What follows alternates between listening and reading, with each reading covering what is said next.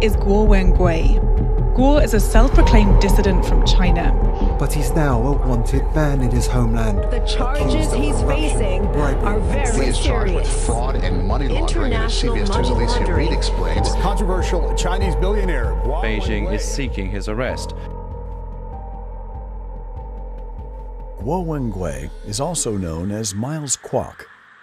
In the public eye, this name may be accused of being a criminal, but Miles also has tremendous support for his innocence. Free MilesGuo!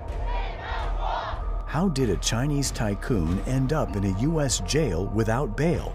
Why is he the eyesore of both the U.S. and Chinese governments? I think you are potentially China's #1 enemy. The government, not the people. Some say he's a hero, others a villain. Or could he be a victim, a designer, or a rapper?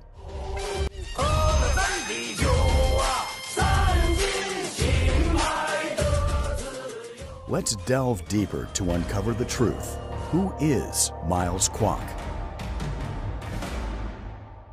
Born in 1968, Miles came from a poor village in China's Jilin province called Zhaozhago. His parents worked hard to raise 8 boys. Miles was the 7th. Miles grew up knowing what it was like to be hungry and cold. During the Cultural Revolution, the whole country was in chaos, and Miles caught the urge to thrive rather than just survive. At 7, he was selling popsicles in the village. By 12, watches and jeans.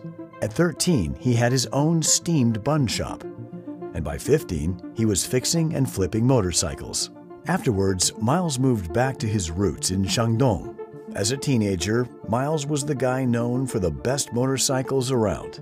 In 1985, he met the woman who'd become his wife, and soon they started a family. During this time, Miles's youngest brother remained by his side. Miles's elder siblings found themselves in respectable professions as well, ranging from teaching to law enforcement and military service, accompanying him on their journey towards a gradually improving and happier life. But in 1989, everything changed. That year, China was in turmoil.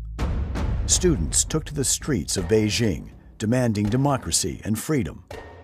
Going to march. Tiananmen Square. Why? I think this is my duty. Feeling the pull to support the cause, Miles sold his motorcycle and gave all his cash to the student protesters. But the government wasn't just cracking down on the protesters. They went after anyone who supported them, including those who donated money. One day, in May 1989, Miles, his wife, 2 children, and his younger brother were gathering in Miles' office when 2 drunk cops barged in to arrest Miles. During the confrontation, the police fired 8 times. 2 bullets almost hit his wife, who was holding the baby, and 2 bullets hit his younger brother in the chest. That night, the police took Miles into custody while completely ignoring his brother. 2 days later, Miles's brother died in the hospital from a gunshot wound. Miles would end up being detained for 22 months in the Xingfeng Detention Center, a place that would forever change his life. In detention, Miles encountered many others who believed in the student movement and democracy. They were teachers, lawyers, writers, and young activists. Despite the lice, moldy food, and damp conditions, these brave people held on to their ideals. Miles watched as each of them were executed without any dignity. The sorrow of losing family, enduring unjust imprisonment, and spending 22 months in confinement, watching innocent, like-minded intellectual mentors put to a cruel death, ignited within Miles a new life purpose. The first thing Miles did upon his release was collect his brother's ashes from the crematorium. Miles's life was never the same from this moment. In the 1990s, following the new direction in China's policies, business opportunities could be found anywhere. With all his possessions confiscated from previous imprisonment, Miles had to start from scratch. His first gig involved carrying fuel savers by train from Beijing to Harbin, a job not for the faint-hearted. But it paid off. With the earnings and some new friends, he moved his family to Changzhou. There, he co-founded a wooden furniture factory. During this period, Miles met Mr. He, who was introduced by his cellmate in Xingfang Detention Center.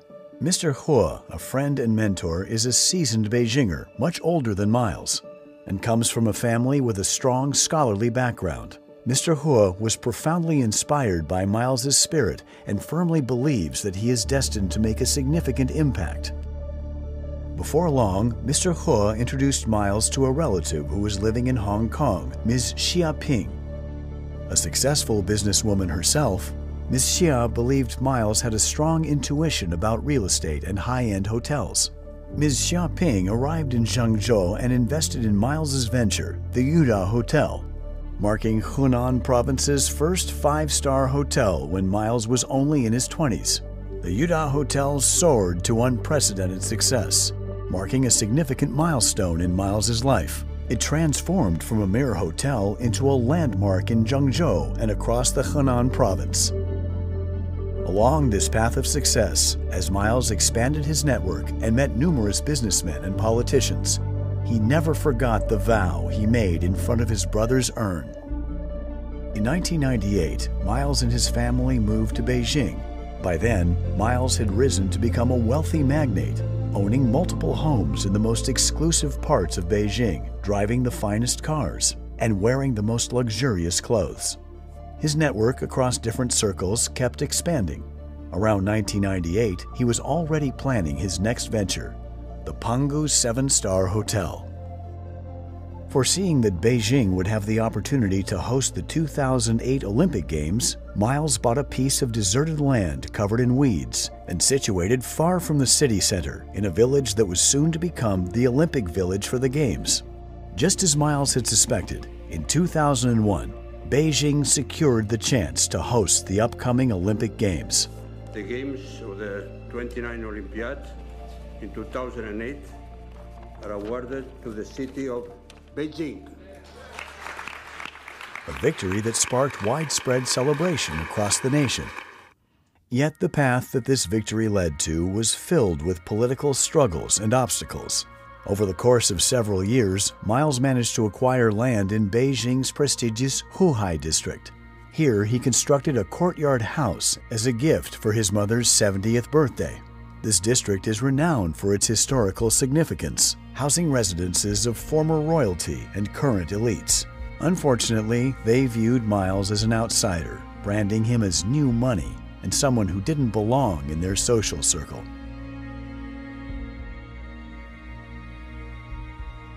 Pangu Hotel hit some major roadblocks right out of the gate. Construction was left hanging by Liu Zhuhua, who served as Beijing's deputy mayor and the brains behind the Olympic construction.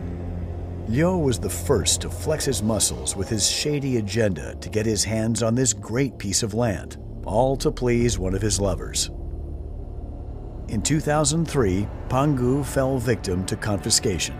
Miles reported Liu Zhuhua's misconduct with video evidence to the authorities, leading to Liu Zhuhua's arrest. Pangu was then unsealed and returned to Miles.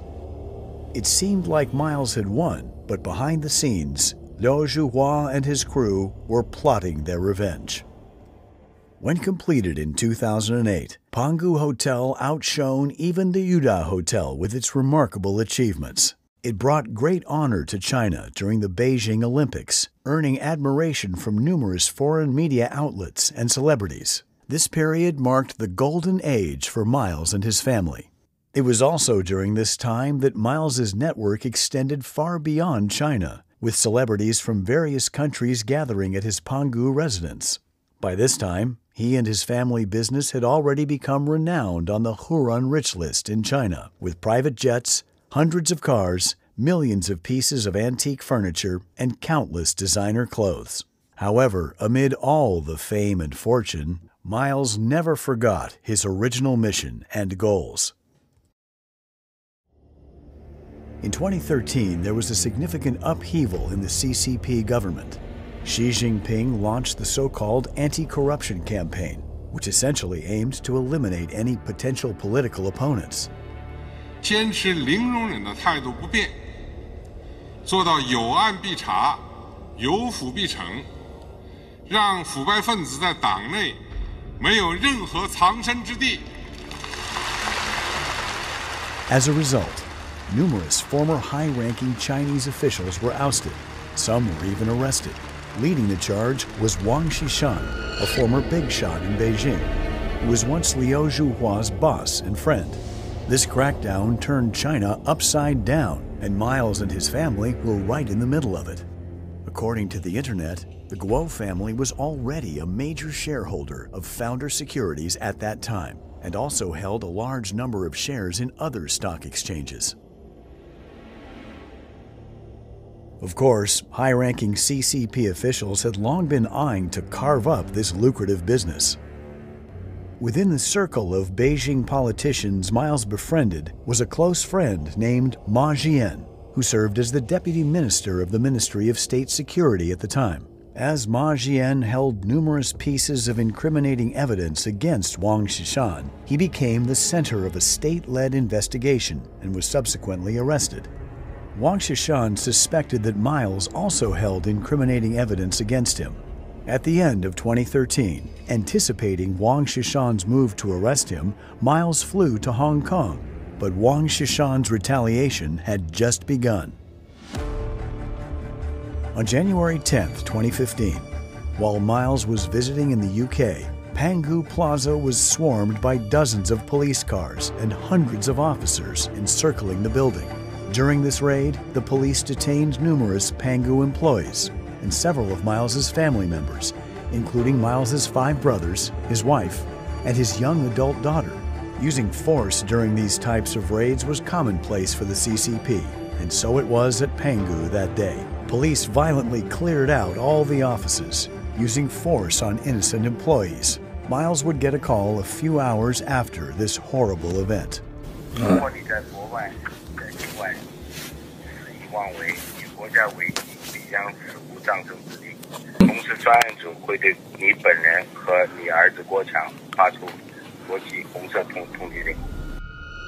This man behind the call was Wu Jing, also known as Bruno Wu, a U.S. citizen holding an American passport, who navigated between the complexities of U.S.-China relations. His underlying identity, however, was that of a spy nurtured over an extended period by the Chinese Communist Party. Wu publicly registered under FARA in the United States and lobbied openly on behalf of the CCP. He was born into a family with a history of espionage. His grandfather provided legal defense for early leaders of the CCP a century ago, rescuing many communist officials from the opponent's Kuomintang prisons. Because of his deep generational ties to the CCP, Wu was able to live above the law in what is informally known as a death exemption plate. On January 20th, 2015, in an effort to gather more information about Miles's activities abroad, the CCP authorities released his wife and daughter, subjecting them to 24-hour surveillance. In the days that followed, several of Miles's family members and employees were also released. However, many endured inhumane treatment and torture, leading to lifelong disabilities. Among them, the CCP detained Miles's 3 brothers for a period ranging from 1 to 2 years. The CCP also established a special task force that appeared daily at Miles's company, conducting comprehensive surveillance of finances and personnel.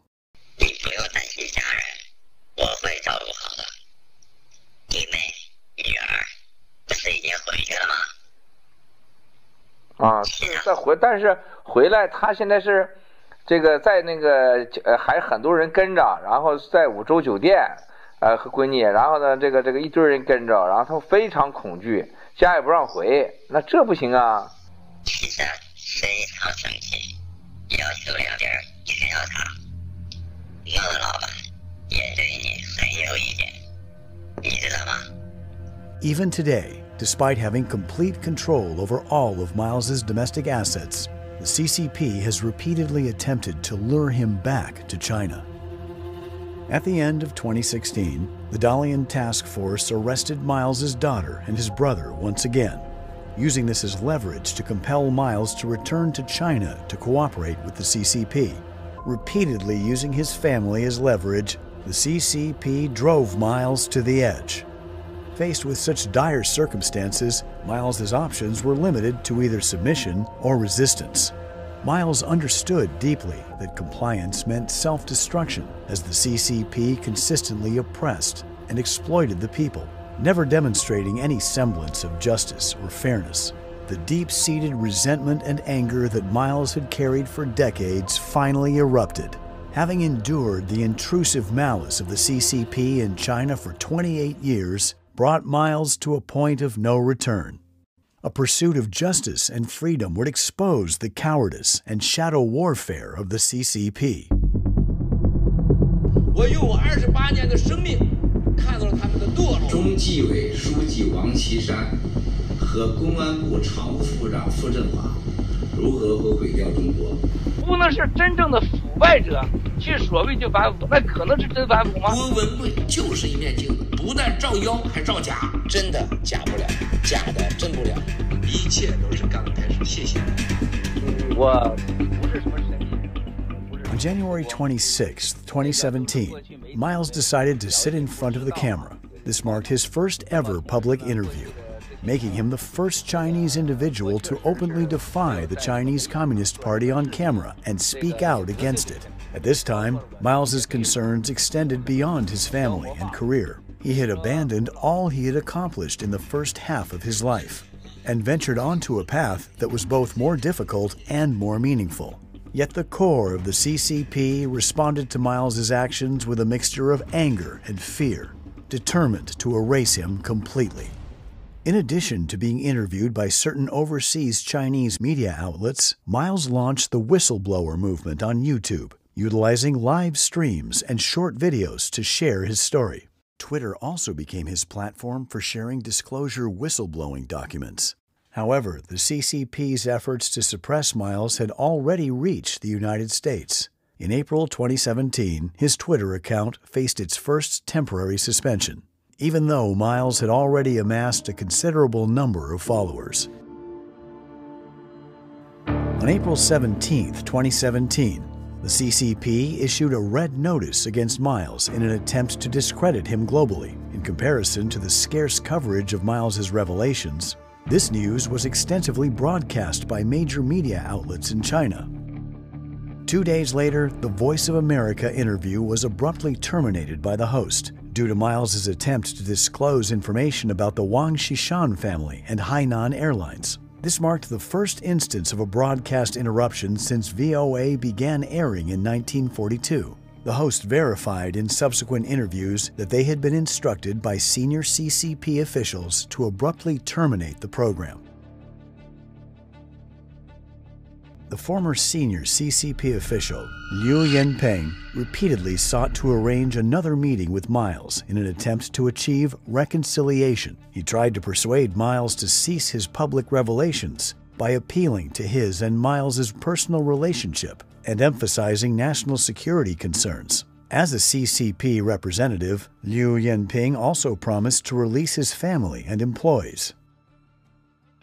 这个郭美和他母亲，他们娘俩就要到你这儿去团聚了。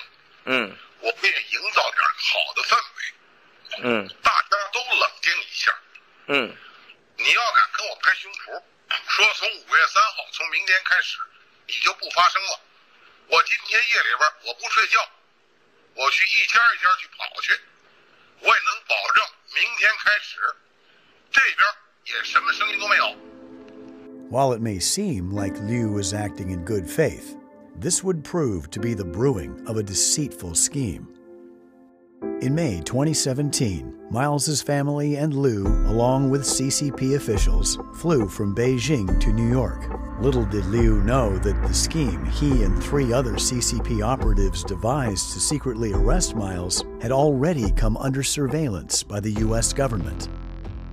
On May 24th, Liu and 3 other CCP operatives were stopped by the FBI on their way to Washington, where they were informed that they had violated U.S. laws. Despite the fact that the CCP was instructed not to meet Miles again and were given 48 hours to leave the United States, they did not comply. Liu contacted Miles and arranged to meet again the following day. Soon after their meeting, Liu hurriedly left for the airport. Upon their arrival at the airport, the FBI seized all of their electronic devices. The FBI also reached out to Miles to inquire about his situation. Due to the FBI's intervention, Miles's wife and daughter were able to remain in the United States.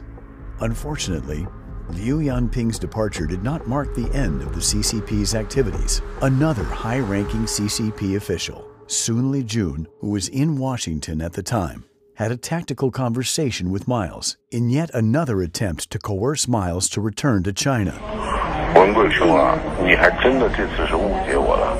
我来呢是美国司法部邀请的，主要就是来谈这个网络安全合作的。而且呢，我到了美国之后呢，已经跟他们谈了2轮了，谈的也都不错。你也可以问他们，在谈的当中，包括 FBI 也在，我只字未提郭文贵3个字。He lied. He was in New York and building up his connections for a new plan, lobbying for Miles's deportation.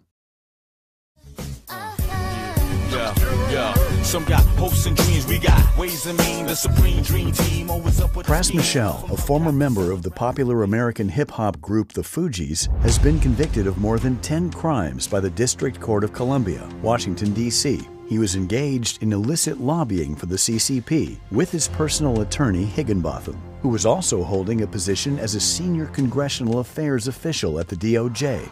He not only participated in the many attempts to deport Miles, earning millions, but also assisted Joe Low in money laundering activities in the United States.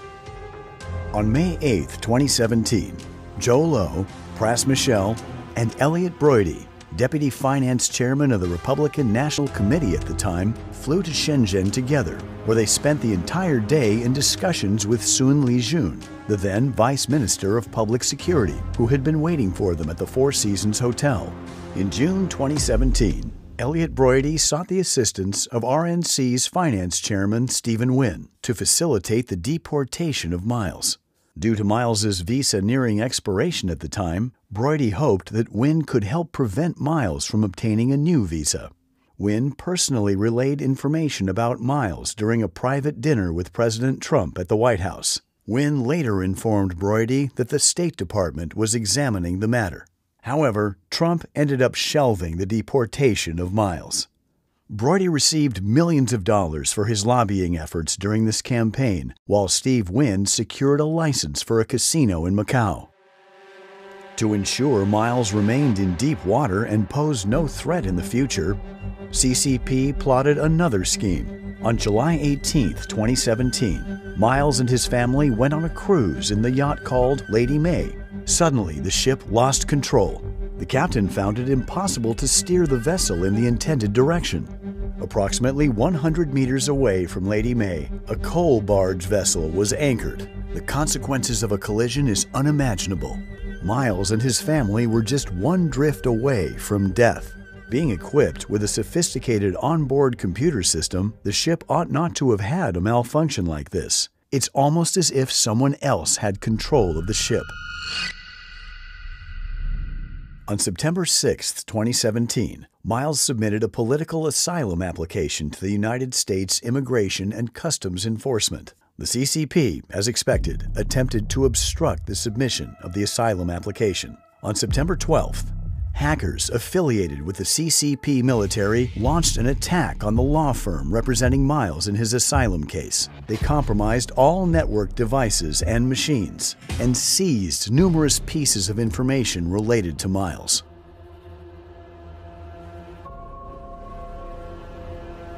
Despite everything that had happened, Miles's efforts to counter the Chinese Communist Party persisted. By this time, Miles had already gained significant influence.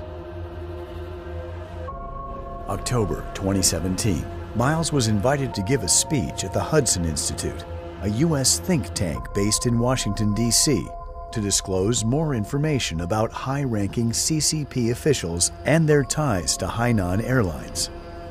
The speech was scheduled on October 4th. However, just a day before the event, Miles was informed that the speech had been postponed, that is, effectively canceled. The organizers offered different explanations for the cancellation multiple times, but eventually admitted it was because of threats from within the Chinese Communist Party. The day after his speech was canceled, Miles opted to hold a press conference at the National Press Club in Washington, D.C., where he officially unveiled intelligence regarding corruption within the Wang Xishan family and Hainan Airlines. He also revealed the CCP's big plan to corrupt the free world by using media, money, sexual bribery, and fomenting unrest in the United States. Miles sounded a worldwide alarm about the CCP emerging as a global concern affecting everyone. However, Miles's message was not embraced or adopted by the mainstream media in the United States. Instead, extensive negative coverage in American media outlets led to widespread bias against Miles. His Twitter account was permanently suspended on August 17, 2018. Is there any pressure from the Chinese government to block his account? No, Senator. We reviewed a report on that account and analyzed it through regular channels using our regular procedures. The blocking was not of the account in its entirety, but I believe was of specific posts that violated our policy. So you can testify today that you did not come under pressure from the Chinese government or any of its representatives or people working for them to block his account or to block whatever it is you blocked. I want to make sure I'm being precise and clear.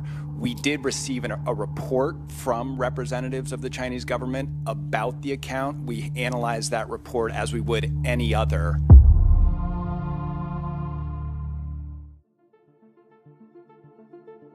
Despite attempts to silence him, Miles's voice echoes, unaffected by the closure of social media accounts and rejection by mainstream journalism. Miles isn't fighting alone. He's supported by millions of Zhanyo, which means the fellow fighters, who have forged a formidable alliance. On June 4, 2020, the anniversary of the Tiananmen Square incident, Miles embarked aboard the yacht Lady May to the mouth of the Hudson River with the Statue of Liberty in the backdrop. Here, they announced to the world the establishment of the new federal state of China. 我用鲜血，我们要在这个世界上用我的鲜血来捍卫我们追求的法治、自由、有尊严、有体面的中国。 This marked the realization of a long-held dream for every Zhanyo, the fellow fighters. They finally had their own alliance, the new federal state of China.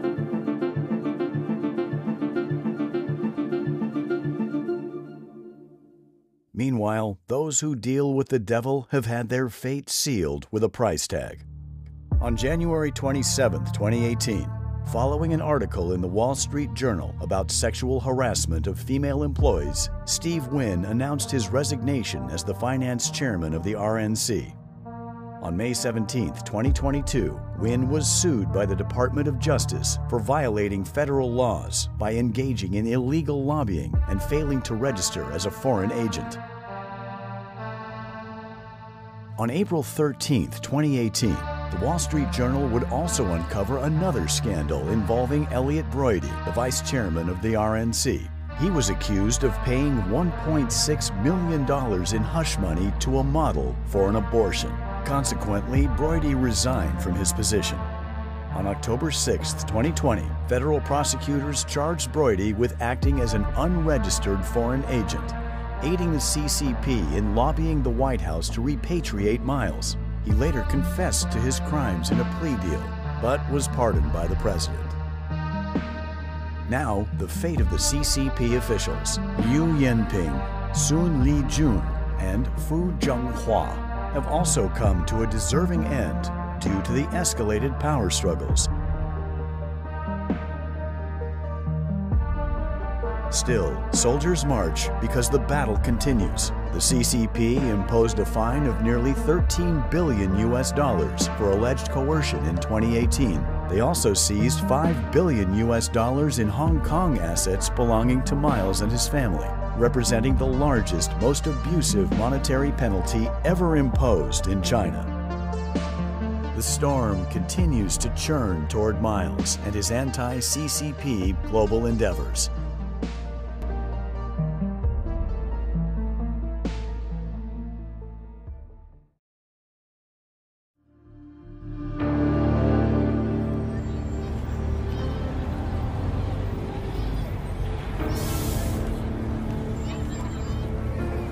That's a story for another time.